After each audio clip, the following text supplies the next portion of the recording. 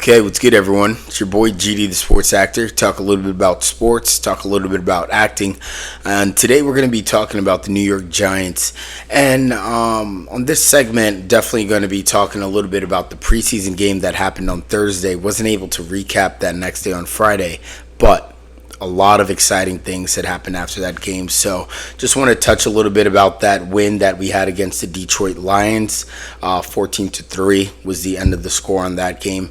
And then as we look ahead, we had practice on Sunday and practice today again on Monday. Expecting a game to happen against the Houston Texans on Saturday, 1 p.m. Eastern Standard Time, so 10 a.m. Pacific Standard Time.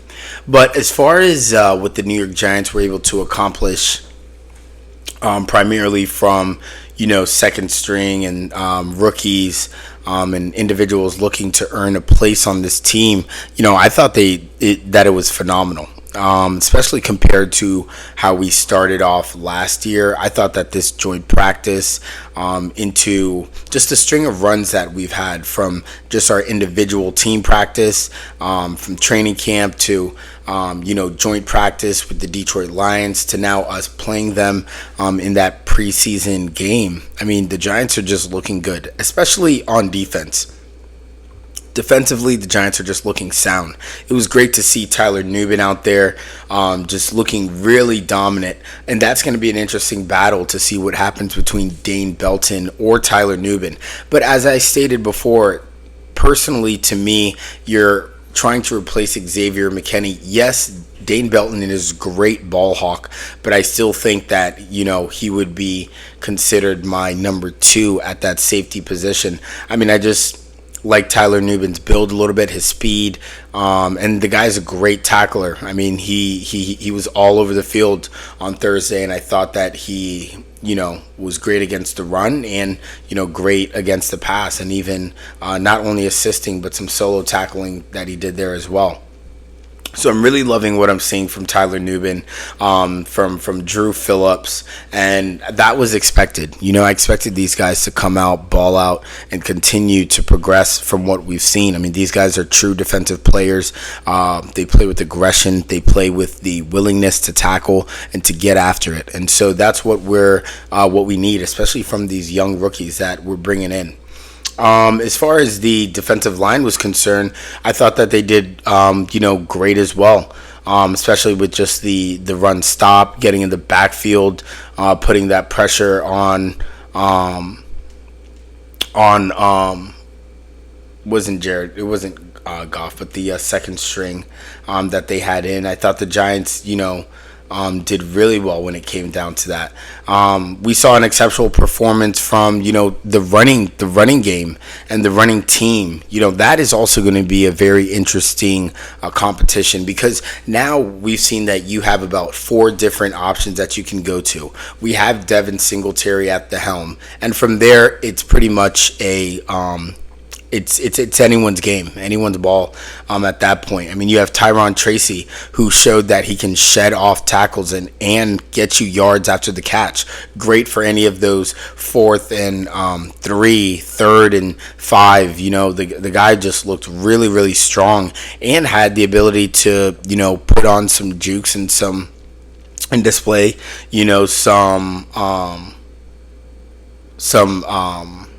what's the term I'm looking for? I was able to just show some quickness, some agility, and that was awesome to see. With Eric Gray, I mean, same thing. Eric Gray with the 2 touchdowns and the performance that he had. I mean, the guy, I believe, had almost 50% probably of the first half offense was running, and it was given to Gray. He averaged about 12.25 yards per touch, which was awesome to see, because we didn't get to see much of Eric Gray last year. And, quite a few people, me including myself, wrote him off as, a bust, especially with this new talent that we see coming in through Tyron Tracy. And, I thought that Eric Gray did well to, put himself back on the board and let you know that he's here and that he's someone that we definitely need to keep our eyes on moving into the future. And then you have Dante Miller, just incredible speed. I mean, I saw this guy hitting some of these holes, and just the speed, not only after hitting the hole, but after it, this guy is just fast. Turbo Miller is just a fast running back. So it's going to be very interesting to see between the different running back options that we have, who we're going to select. I mean, I think we're going to have to only keep 3 running backs, in my opinion. And if you ask me which 3 running backs I'd like to take, taking Devin Singletary, Tyron Tracy Jr., and Dante Miller. Unfortunately, that's how it would land. If we can keep Eric Gray, maybe through special teams or, something of that nature, that would be awesome. And be able to cycle him in somehow, that'd be incredible. But I just don't know if that's going to be something that, the Giants are going to be able to pull off and do. But we shall see. We definitely shall see. As far as some other notable players, we didn't really see much out of Malik Nabers. I was pretty surprised to see that Malik Nabers even played or participated. In my last pod, I said, we saw enough from Malik Nabers through the joint practices, and in my personal opinion, that we should just bubble wrap him and just have him, go out week 1 ready to go. But he is also a rookie, and I understand, Brian DeBoll saying if he's ready to play, then, he's ready to play. This is football. Hits happen, small things on the ankle. I believe it's his just ankle that is just a little bit tweaked, whether his foot was stepped on or maybe he stepped on a route and just tweaked it a little bit. I don't think it's anything serious from the reports that we heard this morning. But, I think that he's just proven himself and that he's just ready for week 1. But I do understand giving him as many touches and being as comfortable as you can and putting these players out there, because these preseason games are important. These joint practice games are important, not only to develop chemistry between all the players, but also to help develop confidence as these players continue to develop from college into the pros. So I definitely, don't think it's necessarily a bad thing if he does suit up and play against the Texans. But I also do think that you want to protect your most important asset. And right now, that happens to be Malik Nabers. And so he'll heal up. Brian DeBoll said we'll listen to the medical staff and keep him on ice, and we'll ease off him, until he's ready to get back in there, and then we'll put a little bit more pressure and give him, some more responsibility back. But from until then, it's just a day-to-day, just watching him, and which isn't too bad. I feel like he's earned just maybe a few days of rest before he gets himself back out there. What I'm really looking forward to seeing through this next preseason matchup against the Houston Texans, I really want to see what's going to happen with the passing game to push the ball a little bit. We saw in the last preseason game Drew Lock struggle. He held the ball for way too long. He didn't really seem too confident in the pocket. He missed an wide open Malik Nabers, especially at a preseason game to debut that. It was just a nice wide open pass over to the right side, and he just missed him, which was very unfortunate because that would have been great. I think, Malik only had, 0 targets, and maybe he was on the field maybe 3-4 times. So you want to give him opportunities to shine, on the main stage. Luckily, we were able to see him at the joint practices with those coverages for individuals covering those games. But yeah, Drew Lock has got to do better and look a little bit better than what he was able to show us on Thursday.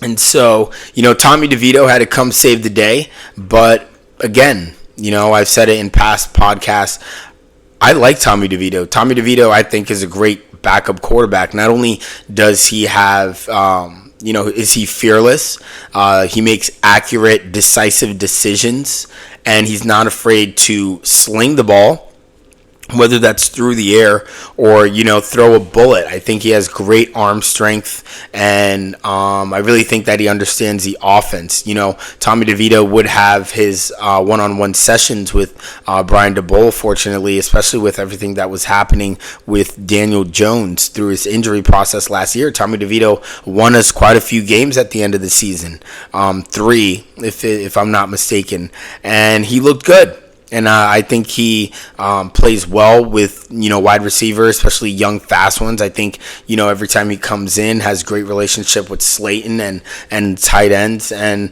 I really think that Tommy DeVito should be considered for a quarterback 2, that backup position. And he'll definitely get his chance. I mean, through this next game, I believe Drew Lock is probably going to be out for this next preseason game, and they'll probably just keep him up until week 1, and then he'll assume his position as backup again. But for now, we get the excitement that Tommy DeVito will be getting a chance to showcase his talent some more against the Texans, especially after we finish running through with the ones, which I am super excited about. I mean, guys, we're finally about to see our ones perform against some other teams during this preseason run. Daniel Jones should be getting out there so he can match up with hopefully Malik Nabers. And if not, I mean, we have a relationship that needs to be, nurtured and solidified with Daniel Jones and Wandell, Daniel Jones and Jalen Hyatt, Daniel Jones and Darius Slayton, Daniel Jones and Theo Johnson, and also Bellinger and Isaiah McKenzie, Hodgins, and some other individuals like that. But primarily, it will be Slay, Wandell, and Jalen, along with Theo Johnson. And he needs to create those relationships before Malik Nabers comes onto the field again to demand the attention that he does demand, especially with balls coming his way. Pause. But anyways, I really think that, it'll be exciting to see DJ out there, to see how comfortable he is in a live game action setting with the team that wants to come after you, because they're trying to earn a job as well. So full intention to come after you, to sack, not brush by you. And we'll see what that does for, the offensive line. That'll be the big question mark to see how ready we are. But we've so far proven that we've stepped up. I mean, Coach Priscillo has definitely shown coming in that he's doing things way different than Coach Bobby Johnson, thankfully, because that was just a mess. It was just a mess last year. And so Priscillo's coming in and just bringing in some new tools. Seems like he's really building the chemistry with the guys and really solidifying a good, competent offensive line, and that's what we need.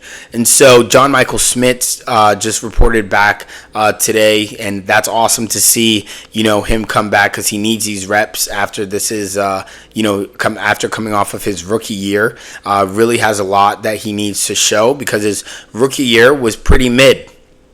We also have Evan Neal coming off the PUP list and getting back onto the field, and he's feeling pretty good, and we'll see what happens with that. Now with JMS coming back on, Greg Van Roten will probably move to a guard position. I'm assuming right guard, and then you'll have Evan Neal possibly playing right tackle, but I really don't see that happening. I feel like Evan Neal has already lost that position.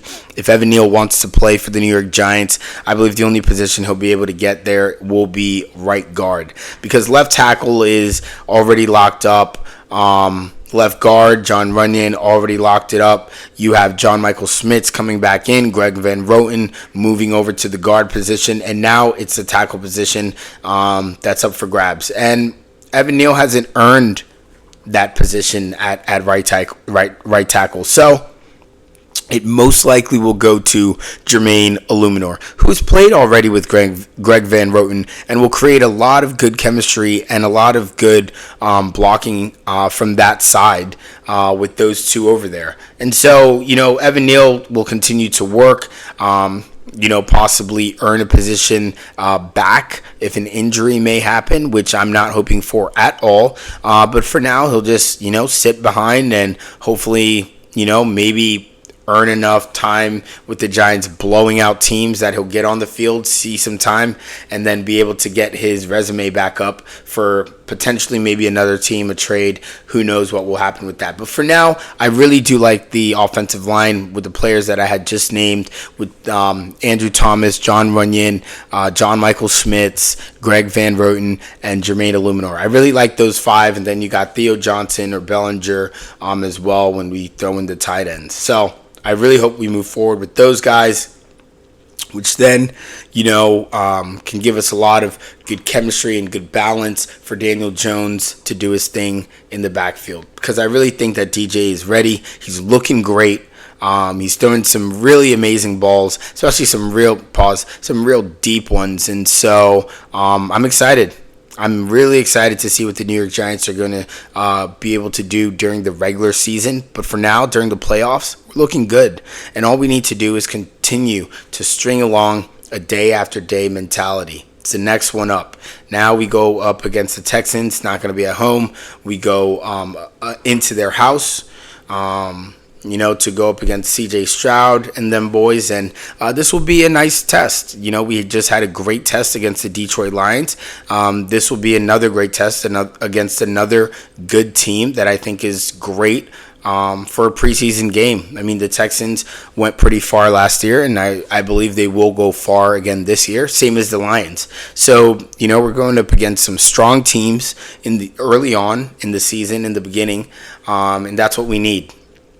And we look aggressive. We need to continue looking aggressive. We need to continue to build this chemistry together. And I really think that the New York Giants are on the right track for success. So we're going to continue to trust Joe Shane. We're going to, continue to trust Brian DeBoll. And as I said before, just some notable things. Malik Nabers is going to be out day to day. Drew Lock will continue to be out as well.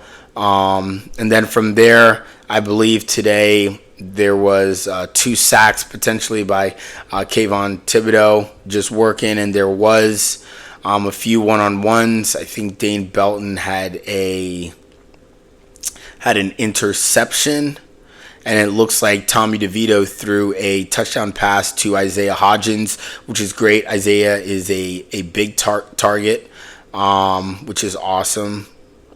Looks like Daniel Jones also threw a touchdown to tight end Jack Stoll. So, yeah, a lot of great things are happening. Eric Gray, Tyrone Tracy out there running touchdowns on some short plays, which will be good as we continue to bulk up our red zone offense and defense. But Jason Pinnock continuing to shine.